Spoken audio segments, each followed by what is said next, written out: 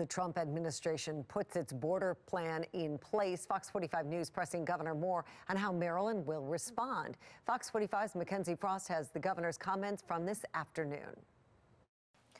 Governor Wes Moore seems to be threading the needle with his public comments about the federal immigration policies not coming out in full support, while also not fully criticizing the plans either.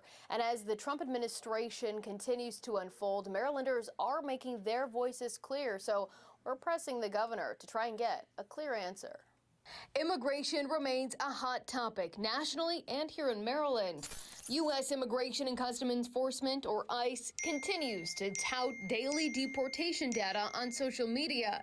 President Donald Trump's border czar, Tom Homan, continues to turn up the pressure on local jurisdictions to comply with orders. When you release a public safety threat out of a sanctuary jail, when we find him, he may be with others. Others that don't have a criminal conviction but are in the country illegally.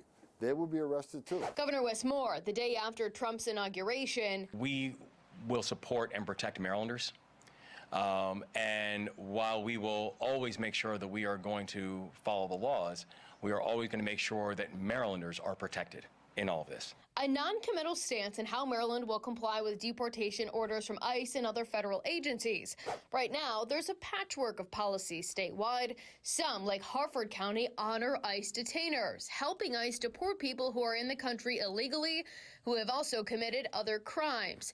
But other jurisdictions, like Howard County, unabashedly not working with ICE. About 80,000 voters, they said that they do not want us to participate actively with ICE like you see in some other jurisdictions. Well, Howard County Executive Calvin Ball cites his voters approving a law prohibiting local law enforcement from helping ICE and immigration enforcement unless federal or state law requires it. A recent Gonzalez poll shows statewide Marylanders feel differently. 76% of people polled said they support local cooperation with ICE. Zooming out, in an unscientific poll across all Sinclair's TV stations, we asked, do you support deporting people in the country illegally who have committed a violent or drug-related crime? 98% of people said yes, with more than 40,000 people making their voices heard. So we questioned Governor Moore again to try and get clarity on his stance. Have you provided any guidance to local jurisdictions to either cooperate with ICE or not cooperate with the federal government when it comes to immigration orders? Yeah, I mean, the immigration issue, it's not just a big deal, it's a personal deal. You know, I'm a child of an immigrant single mom. We have to have greater sense of clarity and leadership when it comes to fixing the immigration system. That has to come from Washington, D.C. You know, we are going to follow the Constitution here. We're going to make sure that our local jurisdictions are following the Constitution. And we are going to make sure, as we have already been doing, making sure that for violent offenders, we are cooperating to ensure that that we are getting violent offenders off of our streets and out of our neighborhoods, frankly, regardless of where they come from. We have to make sure we keep our community safe. Just so I'm clear, there are jurisdictions who have said that they will not cooperate with ICE. So have you directed them to reverse those decisions? Our local jurisdictions need to follow the Constitution. Period and full stop. Not a clear answer about what he wants local jurisdictions to do, and when pressed what following the Constitution means. The laws are very clear.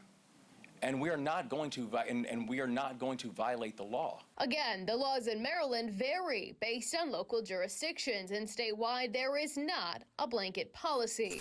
And you don't want to poke the bear. John Deedy, a political analyst, says putting up a fight might not be the best option, especially with federal funding on the line for jurisdictions that don't comply. But he's the one with the purse strings and can make your life difficult. Pick and choose your battles very carefully. Now, it seems like the governor has yet to take a stand, at least publicly, on the policies coming from the White House. We also sent questions to Maryland Attorney General Anthony Brown's office, asking if he has provided any guidance to jurisdictions or if the AG's office would defend anyone if they were prosecuted for potentially not following federal immigration orders. We're still waiting on those answers. In the newsroom, Mackenzie Frost, Fox 45 News. I'm Mary Bubala. Thank you for watching. Here's another video for you to watch. Also take some time to subscribe to our YouTube channel.